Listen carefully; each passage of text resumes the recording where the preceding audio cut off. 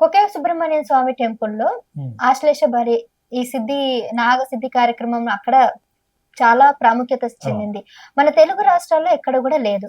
అయితే దాన్ని మొట్టమొదటిసారిగా ఈ కార్యక్రమానికి మీరు శ్రీకారం చుట్టారు. సో మీరు ఈ కార్యక్రమం తెలుగు రాష్ట్రాలకి పరిచయం చేయడానికి ప్రధాన కారణం ఏంటి? ఇది కూడా చాలా మంచి ప్రశ్న అమ్మా. నేను చాలా మంచి మంచి ప్రశ్నలు వేస్తున్నాడు, ఎవరు వేయలేదు నన్ను.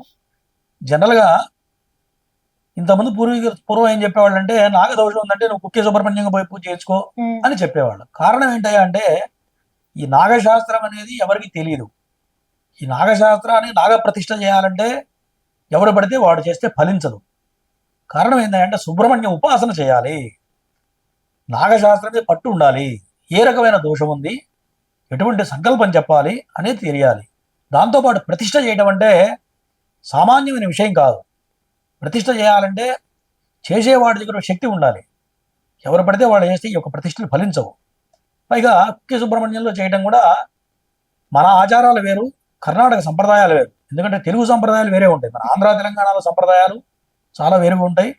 కర్ణాటక కుక్కే అంటే సుబ్రహ్మణ్యం, కర్ణాటక సంప్రదాయాలు వేరుగా ఉంటాయి. దానికి మనకి ఆకాశానికి భూమికి ఉన్నంత తేడా ఉంది.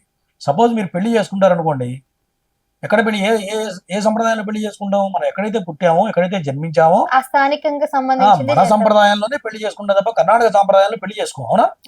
ఏ పూజ చేసినా సరే పిల్లాడికి పుట్టెంటుకలు తీయించాలనుకోమ్మా, ఆ సంప్రదాయంలో చేస్తాం, ఈ సంప్రదాయంలో చేస్తాం, మన సంప్రదాయంలో చేయాలి.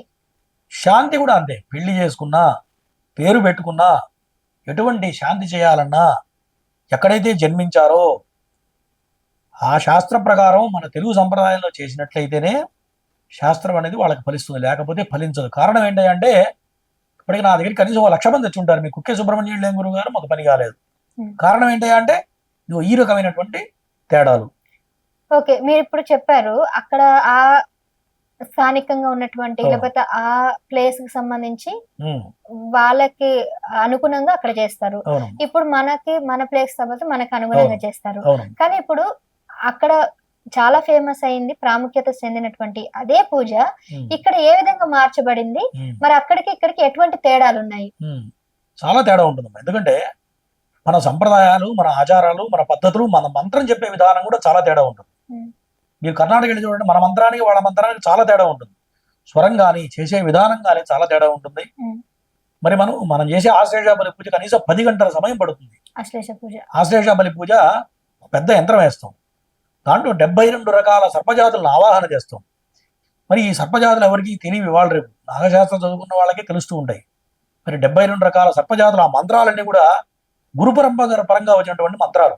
మా గురువు గారు, మా నాన్నగారి గురువు గారు వాళ్ళందరూ పాటించేటువంటి ఈ యొక్క యంత్రం ఉంది. ఆ యంత్రం కూడా చాలా రేరుగా ఎవరికి తెలియదు అనమాట. ఆ యంత్రం మేము వేయించడం జరుగుతుంది. ఏదైతే ఆ పూజా కార్యక్రమం క్రతువు ఉందో, ఆ క్రమం ఉందో, క్రమం అంటే విధానం, అదే విధానంలో చక్కగా 72 రకాల సర్పజాతులను ఆవాహన చేసి అన్నంతో బలిహరణ వేయడం జరుగుతుంది. 72 రకాల జాతులకు మంత్రయుక్తంగా బలిహరణ వేసి పసుపు నీళ్లతో తర్పణ ఇస్తే ఏదైతే సర్పానికి అపరాధం జరిగిందో, సర్పాన్ని చంపడమో అది ఇంకోటి జరగడం వల్ల ఈ దోషాలు సంక్రమిస్తాయి. మనకు తెలియకుండా జరిగిన వాటికి కూడా మనం పరిష్కారం వెతకాలి ఖచ్చితంగా. ఎందుకంటే మనం చేసి ఉండకపోవచ్చు, మన తండ్రి చేయొచ్చు, తాత చేయొచ్చు, ముత్తాత చేయొచ్చు, ఇంకా పైన ఎవరైనా చేయొచ్చు.